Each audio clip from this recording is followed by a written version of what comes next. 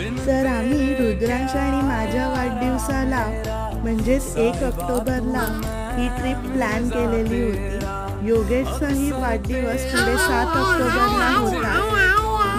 रुद्रांश सर्वांना हाय करतो आहे आणि हा बर्ड त्याला खूप आवडायचा। हा तिथे ममम करायला यायचा। आम्ही ब्रेकफास्ट आणि लंच डिनरला जायचो। तर खूप छान हे रेस्टॉरंट आहे। आम्ही ताजमध्ये गेलेलो होतो आणि तिथे खूप छान कुक्सनी खूप सुंदर जेवण केलेलं होतं।